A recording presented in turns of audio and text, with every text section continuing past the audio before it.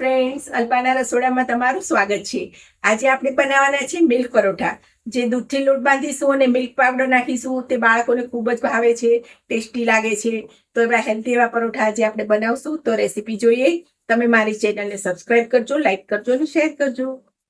તો મિલ્ક પરોઠા બનાવવા માટે મેં આ ઘઉંનો મોટો વાટકો એક લોટ લીધો છે, તેને આપણે બાઉલમાં એડ કરી દઈશું। અને 2 ચમચી જેવો આપણે મિલ્ક પાવડર લેવાનો છે, એ આપણે લોટમાં નાખી દેવાનો છે। અને સ્વાદ પ્રમાણે મીઠું નાખવાનું છે।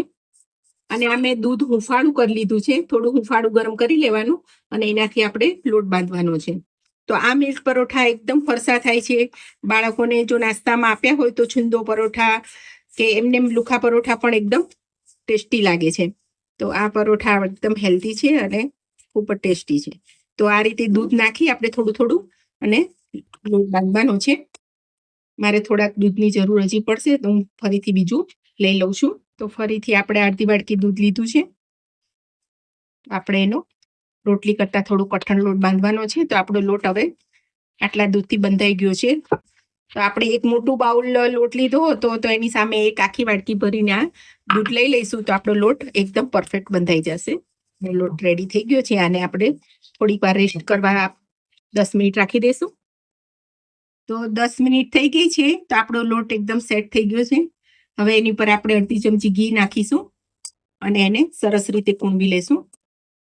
લોટ આપણો એકદમ લીસો થઈ ગયો છે। હવે એના ગુલ્લા કરી લેવાના છે। તો આપણે મીડિયમ સાઈઝના જ કરીશું ગુલ્લા। આપણે ગુલ્લું લઈ લીધું છે, એને પહેલા નાનું એવું વણી અને પછી એની પર ઘી લગાડી દેવાનું છે। ત્યારબાદ એની પર પાછું લોટ સ્પ્રિંકલ કરી લેશું।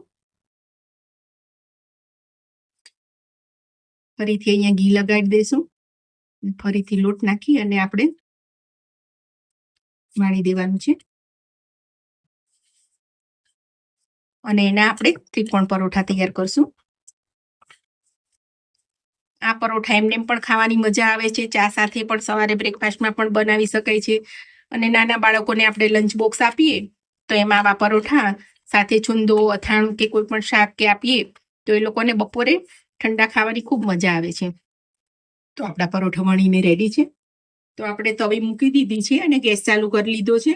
તો ધીમા ગેસે આપણે એને ચડવી લેવાના છે।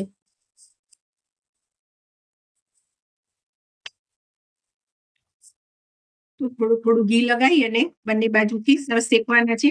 તમારે તેલમાં શેકવા હોય તો પણ શેકી શકો છો, પણ ઘીમાં શેકેલા પરાઠા એકદમ ટેસ્ટી લાગે છે। ત્રિકોણ પરોઠામાં કિનારીઓ બધી સરસ શેકવાની હોય છે। તો આપણું પરોઠું તૈયાર છે। તો આપણા મિલ્ક પરોઠા રેડી થઈ ગયા છે। તે ખૂબ જ ટેસ્ટી છે, ટિફિનમાં પણ સારા લાગે છે અને બાળકોને ઠંડા પણ ભાવે છે। તો આ રેસીપી તમે જરૂરથી ટ્રાય કરજો। મારી ચેનલને સબસ્ક્રાઇબ કરજો, લાઈક કરજો અને શેર કરજો।